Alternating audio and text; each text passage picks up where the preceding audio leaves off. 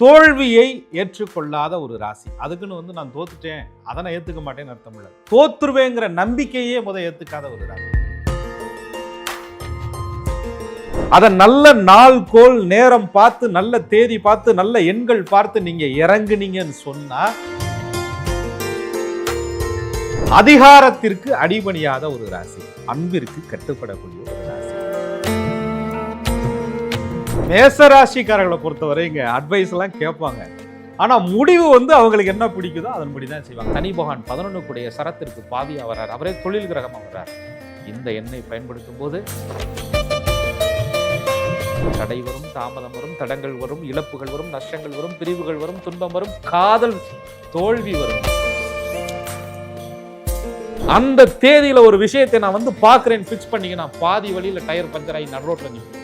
சாபம் கொடுக்குற மாதிரி இல்லைங்க, தடைகள் வரும்னு சொல்றேன். சுக்கிரனுக்குரிய எண் 6.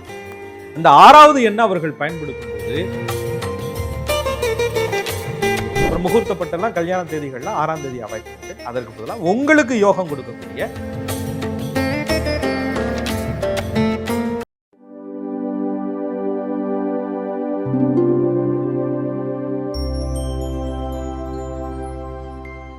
வணக்கம் சார். வணக்கம். குரு வாழ்க, குருவே துணை. நம்மளோட சேனல்ல லக்கி டேஸ் நம்ம பார்த்துருக்கோம் சார். லக்கி கலர்ஸ்க்கான எபிசோடு பார்த்துருக்கோம். ஸோ நம்ம நேயர்கள் எல்லாருமே ரொம்ப ஆவலாக வெயிட் பண்ணிட்டு இருந்ததுன்னா அந்த லக்கி நம்பர்ஸ் தான். ஸோ அதிர்ஷ்டமான எண்கள். ஏன்னா எல்லார் வாழ்க்கையிலுமே ஒரு குழந்தை பிறந்ததுலேருந்து முதுமை அடைகிற வரைக்கும் ஒவ்வொரு கட்டத்திலையுமே இந்த லக்கி நம்பர்ஸ் ஒரு முக்கியமான இடத்த ப்ளே பண்ணுது. இப்போதாங்க நீங்கள் இந்த லக்கி நம்பர் சொல்ல போறீங்கன்னு எதிர்பார்த்துட்டு இருந்த எல்லா நேயர்களுக்காகவும் நம்ம ஒரு ஸ்பெஷல் எபிசோடா ஒவ்வொரு 12 ராசிக்காரர்களுக்கும் லக்கி நம்பர்ஸ் என்னென்ன அப்படின்றத நம்ம பார்க்க போகிறோம். ஸோ அந்த வகையில் மேஷ ராசிக்காரங்களுக்கு அதிர்ஷ்டமான எண்கள், ஸோ அவங்க வாழ்க்கையில் எந்தெந்த இடத்துல நம்ம முக்கியமான ப்ளே பண்ணுதுன்றதை நம்ம பார்க்கலாம். பொதுவாக மேஷ ராசியினுடைய ஒரு இயல்பை நம்ம புரிஞ்சுக்கணும்.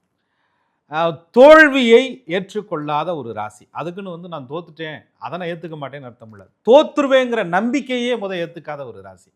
எவ்வளோ பெரிய சூழ்நிலை, எவ்வளோ பெரிய இடர்பாடுகள், எவ்வளோ பெரிய தடைகள் வந்தாலும் கூட முட்டி மோதி தன்னுடைய திறமையால் அதெல்லாம் உடைச்சிட்டு அப்படி வெளியில நிக்கணும்டா அப்படின்னு நினைக்கக்கூடிய ஒரு ராசி மேஷ ராசிக்காரர்கள். ஆக இந்த மேஷ ராசிக்காரர்களுடைய வாழ்க்கையில பல தடைகள் வந்தாலும் கூட அதெல்லாம் முட்டி மோதுறீங்கல்ல, அதை நல்ல நாள்ல செஞ்சா உங்களுக்கான அதிர்ஷ்ட எண்களில் செய்தால் இன்னும் கொஞ்சம் இலகுவா இருக்குமே. முயற்சி உங்களோடது தான், திறமை உங்களோடது தான். அதிர்ஷ்டம் என்பது இறைவன் கொடுப்பது. அதை நல்ல நாள் கோல் நேரம் பார்த்து, நல்ல தேதி பார்த்து, நல்ல எண்கள் பார்த்து நீங்க இறங்குனீங்கன்னு சொன்னா ஏற்கனவே உங்கள்கிட்ட தைரியம் இருக்கு, கூடவே தன்னம்பிக்கை இருக்கு, எல்லாவற்றிற்கும் மேலாக விடாமுயற்சி இருக்கு. அதெல்லாம் சேர்றதுக்கு இன்னும் கொஞ்சம் அதிர்ஷ்டத்தையும் சேர்த்துக்கங்க. வாழ்க்கையில மேஷராசிக்காரர்களுக்கு தோல்வியே இருக்காது, வெற்றிகள் நடந்துகிட்டே இருக்கும். அந்த அடிப்படையில் ஒருவருடைய எண்கள் என்பது சில தேதியை நீங்கள் பாருங்களேன், அந்த தேதியில் செய்கிற காரியம் பார்த்தீங்கன்னா சடசடன்னு போயிட்டே இருக்கும். இதை எப்போ புரிஞ்சுக்கலாம் அப்படின்னா, நான் 10ஆம் தேதி உன்னை பார்க்குறேன் அப்படின்னு ஒரு குறிப்பாக ஒரு குதுமைப்பாக ஒரு தோராயமாக ஒரு தேதியை சொல்கிறேன்னு வச்சுக்கோங்க. அந்த தேதியை சொல்லிட்டோமே பதட்டத்திலேயே எந்த வேலையும் கூடாது, 10ஆம் தேதி வந்தாலே அது காரியத்தை செய்யவே முடியாதுங்கிற மாதிரி நம்ம ஒரு டேட்டை ஃபிக்ஸ் பண்ணிவிட்டு அந்த டேட்டுக்காக ஓடி அந்த டேட்டு நமக்கு ரொம்ப நெகட்டிவாக இருக்குது அப்படின்னு சொன்னால் அந்த நாட்கள் அந்த தேதி உங்களுக்கு ஒத்து வரலைன்னு அர்த்தம். அதே போல் சில தேதியெல்லாம் சொல்லுவீங்க, அப்படி சொன்ன மாதிரி நடக்கும் காரியம், இன்னும் கொஞ்சம் அட்வான்ஸாகவே நடக்கும், ஹெல்ப் கிடைக்கும், உதவி கிடைக்கும், எல்லாமே கிடைக்கும். அப்போ இந்த எண்களை நீங்கள் இன்னைக்கெல்லாம் பார்க்கும்போது குழந்தை பிறந்த உடனே நட்சத்திரத்திற்கு பெயர் நாம எழுத்துக்களை எடுத்ததுக்கு அப்புறம் நியூமராலஜி படி பேரும் அமைச்சுக்கிறாங்க. அல்லது பெரிய நீங்கள் தொழில் நிறுவனங்கள்லாம் பாருங்கள், சில நேரங்களில் திடீர்னு பேர் மாற்றங்கள் செஞ்சுருப்பாங்க. ஏண்டா செய்கிறாங்க அப்படின்னு பார்த்தோம்னா நியூமராலஜி படி மாற்றிருப்பாங்க. சில வளர்ந்த அரசியல்வாதிகள் இன்னைக்கு பிரபலமாக இருக்கிறவங்கெல்லாம் பெயர் மாற்றத்திற்கு பின்னாடி அவங்க மிகப்பெரிய உச்சத்தை புகழை தொட்டவர்களாக இருப்பாங்க. ஆக எண்கள் என்பது ஒருவருடைய வாழ்க்கையில் மிக மிக முக்கியமானது, அற்புதங்கள் கொடுக்கக்கூடியது. நமக்கான லக்கி டேவை கரெக்டாக செலக்ட் பண்ணிட்டா வாழ்க்கையே லக்கியாக இருக்குங்க. மேஷத்திற்கு லக்கியான எண்களை சரியான முறையில் எதுக்கெல்லாம் பயன்படுத்தலாம் அந்த தேதிகள்ங்கிறத அற்புதமாக அந்த பகுதியில் அவங்க தெரிஞ்சுக்கிட்டாங்கனாலே அவங்க வாழ்க்கையில் பெரிய மாற்றம் வரும். தன்னம்பிக்கையும் விடாமுயற்சியும்லாம் வச்சுக்கக்கூடிய நம்மளுடைய மேஷ ராசிக்காரங்கன்னு சொன்னீங்க. ஸோ பொதுவாகவே அவங்க இந்த லீடர்ஷிப் எல்லாமே ரொம்ப அதிகமாக விரும்புவாங்க, தானாக எடுத்து செய்வாங்க. ஸோ அப்படி அவங்களுடைய தலைமை பண்புகள் எல்லாமே ரொம்ப சூப்பராக சிறப்பாக அமையணும் அப்படின்னா ஸோ அதிர்ஷ்டகரமான எண்கள் அவங்க என்ன பயன்படுத்தணும்? நீங்கள் கேட்ட கேள்வியிலேயே பதில். அதாவது தலைமை பண்பு அப்படின்னு சொல்லக்கூடிய தன்மையை கொடுக்கக்கூடியது சூரியன்.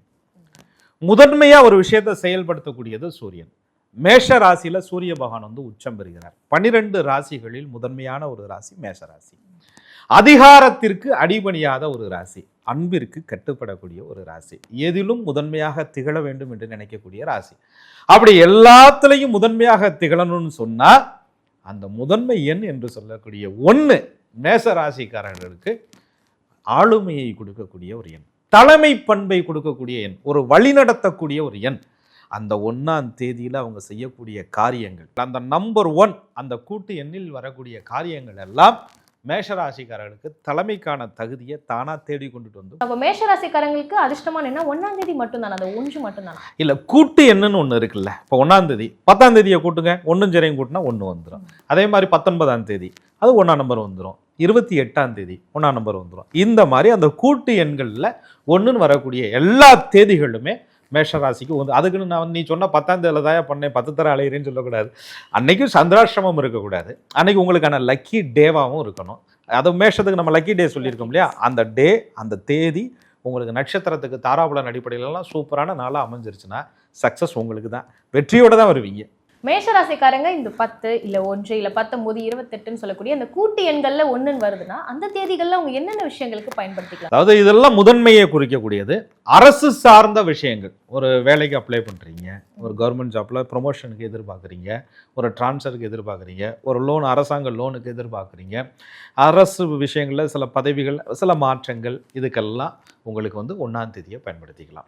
ஒரு தொழில் தொடங்குறீங்க, அதில் நீங்கள் முதன்மையாக வரணும் அப்படின்னு சொன்னால் 1ஆம் தேதியை பயன்படுத்திக்கலாம். ஒரு புதிய உறவுகள், புதிய கூட்டாளி, இந்த மாதிரி விஷயங்களுக்கெல்லாம் 1ஆம் தேதியை மேஷராசிக்காரங்க கண்டிப்பாக பயன்படுத்திக்கலாம்.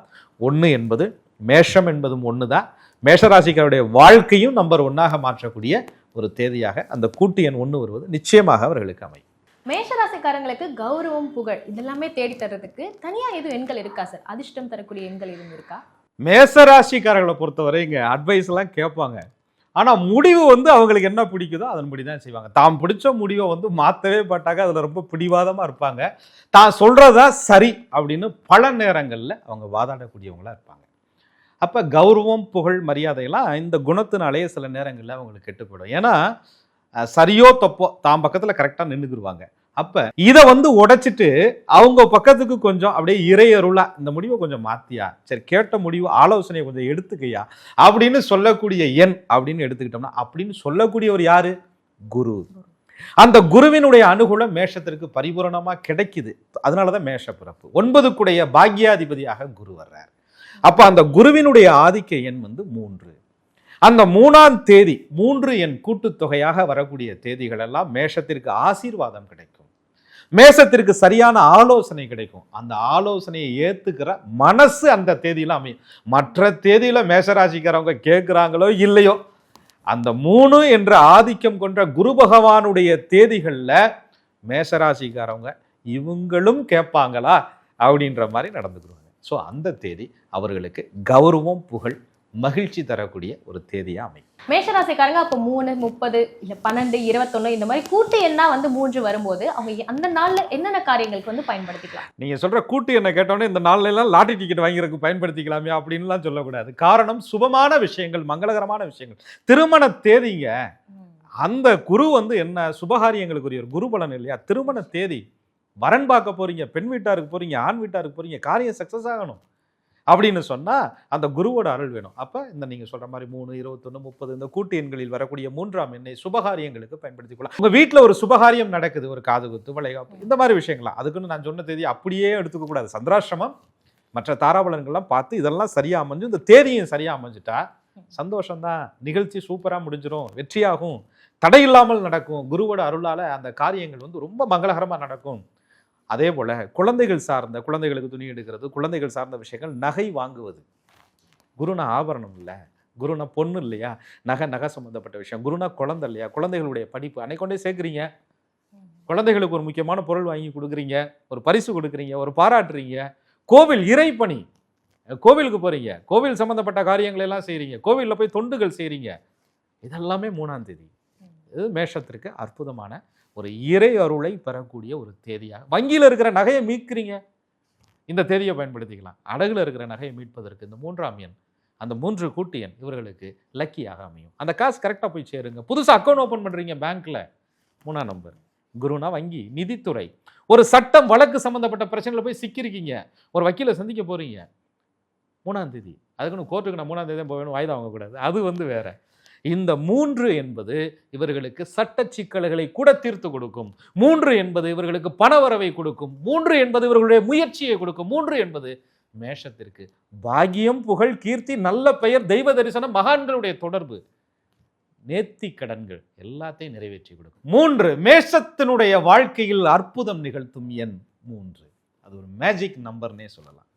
மேஷராசிக்காரங்களுக்கு 3ன்றதை நம்ம ஒரு மேஜிக் நம்பர்னு சொல்லியிருக்கோம் சார். பரபரப்பாக இருக்கக்கூடிய மேஷராசிக்காரங்க ஏதோ ஒரு பிரச்சனையில் சிக்கிட்டாங்க அப்படின்னா எல்லா பிரச்சனையும் சால்வ் பண்ணி எனக்கு ஒரு நல்ல பவர்ஃபுல்லான ஒரு நம்பர் சொல்லுங்க, இந்த நம்பர் யூஸ் பண்ணோன்னா பிரச்சனையெல்லாம் சால்வ் ஆயிரும்னா என்ன நம்பர்? நீங்கள் சொல்கிற மாதிரி ஏதோ ஒரு பிரச்சனையிலாம் நாங்கள் சிக்கலையா, எங்களுக்கு எல்லாமே பிரச்சனை தான் அப்படின்ற மாதிரி தான் மேஷராசிக்காரருடைய நிகழ்வு. நாங்கள் ஆம்புலன்ஸுக்கு தான் வழி விட்டோம், ஆம்புலன்ஸே எங்களுக்கு பிரச்சனையாக இருக்கும் நாங்கள் இங்கே நினச்சோம் அப்படின்ற மாதிரி மேஷராசிக்காரர்களை பொறுத்தவரை அடிக்கடி சண்டை சச்சரவு வழக்கு வம்பில் சிக்கிறதுக்கு காரணமே அந்த ராசிநாதன் என்று சொல்லக்கூடிய செவ்வாய் பகவான் தான். அதுவருக்குரிய எண், ஆனால் இவர்களுக்கு சாதக எண். ஏன்னா ராசிநாதன் மேஷத்தை பொறுத்தவரையும் கீழேயே விழுந்து கிடக்கிறதுக்கு நான் என்ன யானையா, குதிரையா, எந்திரிச்சு நிற்கிற சக்தி, ஓடக்கூடிய சக்தி, விழுந்த மாத்திரத்தில் எந்திரிச்சு நிற்போம்யா அப்படின்னு சொல்லக்கூடிய தடையில்லாத ஓட்டத்திற்கு சொந்தக்காரர்கள் மேஷராசிக்காரர்கள். இவர்கள் வாழ்க்கையில் தடையில்லாமல் ஓடி ஜெயிக்கிறதுக்கு 9வது எண், 9 கூட்டு எண்ணில் இவர்களுக்கு அதிர்ஷ்டம் தரக்கூடிய எண். அது ஒரு பவர்ஃபுல்லான எண். உங்கள் வாழ்க்கையில் ஏற்படக்கூடிய பிரச்சனைகளை தீர்க்கக்கூடிய எண் என்று சொன்னால் மேஷத்திற்கு 9வது நம்பர் அற்புதமான நம்பர். மேஷராசிக்காரங்களுக்கு பவர்ஃபுல்லான ஒரு எண்ணா நீங்கள் 9வது நம்பர் நீங்கள் சொல்லியிருக்கீங்க. அவங்க என்னென்ன விஷயங்களுக்கு இந்த நம்பர் 9 பயன்படுத்தலாம்? மேஷத்தை பொறுத்த வரையும் போட்டி இல்லைன்னா வாழ்க்கை போர் அடிச்சு போயிடும்.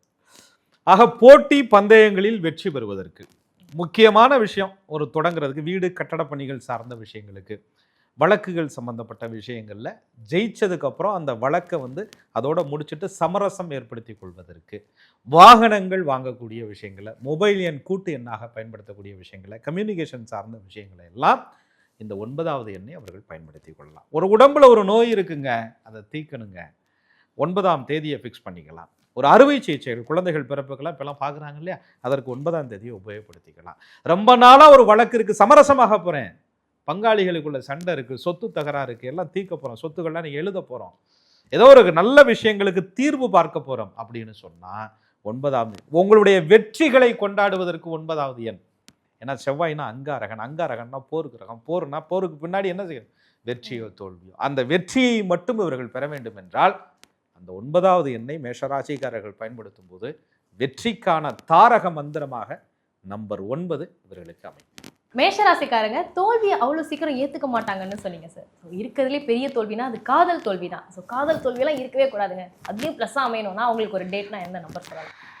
மேஷராசிக்காரர்களை பொறுத்தவரையும் காதல் அப்படிங்கிறதுங்க ஒரு எதிர்பாலினம், நட்பு, அதெல்லாம் தாண்டி ஒரு குடும்ப வாழ்க்கையின் உள்ள எடுத்துக்கலாம், கணவன் மனைவின்னு எடுத்துக்கலாம், குடும்ப உறவுகள்னு எடுத்துக்கலாம், எல்லாத்துக்குள்ளேயுமே ஒரு நேசத்தை விரும்புகிறாங்க. ஆனால் சில தேதிகள்லாம் இவங்க ஃபிக்ஸ் பண்ணிவிட்டு நேரம் சந்திக்கிறேன்னு சொல்லும்போது அது நிறைய தடைகள் பிரச்சனை அவங்கள சந்திக்க முடியாமல் போய் ஏதோ இவங்க திட்டமிட்டு அவர்களை புறக்கணித்த மாதிரி அவங்க நினச்சிக்கிட்டு, அதில் காதல் சம்மந்தப்பட்ட விஷயங்களெல்லாம் மேஷராசிக்காரர்கள் இத்தனாம் தேதி வர்றேன்னு சொல்லிட்டு அந்த தேதிக்கு போக முடியாமல் பல பிரச்சனை வரும். அப்போ என்னை விட உனக்கு அந்த வேலை முக்கியமா அப்படின்ற மாதிரி கேள்வி தான் அவங்க வாழ்க்கையில் நிறைய வேகமான பிரச்சனைகள் வருது. சில நேரங்களில் இந்த தேதியில் அவசரகரமான முடிவில் அந்த பயணத்தை உடனே முடிக்கணும், உடனே சந்திக்கணும்னு ஏற்பட்ட தடையை கவர் பண்ணுறேன்னு சொல்லி, அந்த நேரத்தை கவர் பண்ணுறேன்னு சொல்லி, ஏற்கனவே சந்திப்பு 2 மணி நேரம் தாமதமாயிடுச்சு, வேகமாக போகிறேன்னு சொல்லி எதிலே போய் முட்டிக்கிறதெல்லாம் இந்த தேதிகளில் தான் அதிகம் நடக்கும். கொடுத்த கடனை கேட்குறேன்னு சொல்லி வாய் வார்த்தைகள் சண்டையாக மாறி அடிதடி கலகமாக மாறுறதெல்லாம் இந்த தேதியில் தான் நடக்கும். கொடுத்த வாக்குறுதியை காப்பாற்றுறேன்னு சொல்லி தனக்கான பிரச்சனையை தானே தேடிக்கக்கூடிய விஷயங்கள் எல்லாம் இந்த தேதிகளில் தான் நடக்கும். யாருக்காக இவர்கள் காத்திருந்தார்களோ அவர்கள் இவர்களை துக்கப்படுத்தி தனிமையில் மாட்டி விட்டு போகிறதெல்லாம் இந்த தேதியில் தான் நடக்கும். அந்த தேதி தான் 8வது எண். மேஷத்திற்கு செவ்வாயினுடைய ஆதிக்கம், ஆனால் சனி பகவான் நேர் எதிரி கிரகமாக வருவார். அதனாலதான் சொல்லுவாங்க செவ்வாய் சனி சேர்க்கையை கண்டங்கள் 4/8 கருதிய சனி செய்ய அமர தண்டங்கள் வரும், திரவியம் நாசமாகும், கொண்ட குடும்பம் வேறாகும், பண்டுல நாடு விட்டு பரதேசம் போவான். கண்டங்கள் 4/8 சனி செய்ய உட்காரக்கூடாதுன்னு சொல்றாங்க. மந்தன் செய்வர் கூடிட தீது, எந்த இடம் பார்க்க அந்த இடம் தீதுன்னு சொல்றாங்க. செவ்வாயினுடைய ஆதிக்கத்தில் பிறந்த மேஷராசிக்காரர்களுக்கு சனி பகவான் 11 சரத்திற்கு பாவியா வர்றார், அவரே தொழில் கிரகமாக வர்றார். இந்த எண்ணை பயன்படுத்தும் போது தடை வரும், தாமதம் வரும், தடங்கள் வரும், இழப்புகள் வரும், நஷ்டங்கள் வரும், பிரிவுகள் வரும், துன்பம் வரும், காதல் தோல்வி வருங்க. அந்த தேதியை பார்த்து போய் ஒரு லவ் லெட்டர்லாம் கொடுத்தீங்கன்னா கிழிச்சு மூஞ்சியில் கொடுத்துட்டு போயிடுவாங்க. அந்த தேதியில் கல்யாணம் முடிச்சிங்கன்னா கோர்ட்டு கேஸ் வழக்குக்கு போவீங்க. அந்த தேதியில் ஒரு விஷயத்தை நான் வந்து பார்க்குறேன்னு ஃபிக்ஸ் பண்ணிங்கன்னா பாதி வழியில் டயர் பஞ்சர் ஆகி நடு ரோட்டில் நிற்பீங்க. சாபம் கொடுக்குற மாதிரி இல்லைங்க, தடைகள் வரும்னு சொல்கிறேன். அவ்வளவு பிரச்சனைகளை மேசராசிக்காரர்கள் 8வது தேதியில் சந்திக்கிறாங்க. நான் பிறந்ததே 8ஆம் தேதி ஆன மேசராசின்னு சொன்னால் அது தனி கான்செப்ட், அடுத்த வீடியோவில் பார்க்கலாம். மேஷராசிக்காரங்களுக்கு நம்ம இந்த 8வது எண்ணை பயன்படுத்தும் போது கொஞ்சம் உஷாரா இருங்க, அது கொஞ்சம் சரியில்லாததுன்னு நம்ம சொல்லியிருக்கோம். அதே மாதிரி வேற எது எண்கள் இருக்கா சார், இல்லை 8வது எண் மட்டும்தானா? சுக்கிர பகவான் வந்து மேஷத்திற்கு குடும்பாதிபதி தான், இல்லைன்னு சொல்லலை. ஆனால் அதே இது வந்து 7ஆம் இடத்திற்கும் அவர் ஆதிக்க கிரகமாக வர்றதுனால சுக்கிரனுக்குரிய எண் வந்து 6. இந்த 6வது எண்ணை அவர்கள் பயன்படுத்தும் போது ஆறாத காயங்களுக்கு ஆட்பட்டு போயிடுறாங்க. தேவையில்லாத மனக்குழப்பம், சண்டை சச்சரவு, குடும்பத்துக்குள்ள நிம்மதியின்மை, ஆக்கண சோறை சாப்பிட்டு நிம்மதியாக இருக்க முடியலையா, வீட்டில் எங்கேயாவது வெளியில் போகலாம், டூர் போகலாம்னு ஃபிக்ஸ் பண்ண 6ஆம் தேதி போகவே முடியல. அன்னைக்குன்னு பார்த்து கமிட்மெண்ட் வந்துருச்சு, வீட்டில் சொன்னே ஏற்றுக்க மாட்டேங்கிட்டாங்க. அந்த சண்டை இன்னைக்கு வரையும் ஓயலை அப்படின்ற மாதிரி பொதுவான இன்பமான நிகழ்ச்சிகள், சுற்றுலா சம்பந்தப்பட்ட விஷயங்கள், வெளி பயணங்கள் சம்பந்தப்பட்ட விஷயங்கள் எல்லாமே 6ஆம் தேதிங்கிறது மேஷராசிக்காரர்களுக்கு தடைகளை உண்டு பண்ணுது. அதனால அந்த தேதிகளை கொஞ்சம் அவாய்ட் பண்ணிட்டு ஒரு நகை எடுக்கிறது, துணி எடுக்கிறது, உடை எடுக்கிறது இதெல்லாமே வந்து 6ஆம் தேதியை அவாய்ட் பண்ணிட்டு, ஒரு முகூர்த்தப்பட்டெல்லாம் கல்யாண தேதிகள்லாம் 6ஆம் தேதி அவாய்ட் பண்ணிட்டு, அதற்கு பதிலாக உங்களுக்கு யோகம் கொடுக்கக்கூடிய குருவினுடைய நாளில் அந்த 3ஆம் தேதியை நீங்கள் பயன்படுத்தும் போது, உங்கள் ராசிநாதன் என்று சொல்லக்கூடிய செவ்வாயினுடைய ஆதிக்கமான 9ஆம் தேதியை பயன்படுத்தும் போது, 5க்குடைய சூரியன் என்று சொல்லக்கூடிய 1ஆம் தேதியை பயன்படுத்தும் போது நன்மைகள் நிச்சயமாக உங்களுக்கு நடக்கும். 8 தடை, 6ஆம் இடம் என்பது சுற்றுல விடுறது, 6 என்பது இவர்களுக்கு அனுகூலம் இல்லாதது, 8 என்பது காரிய தடையை கொடுப்பது.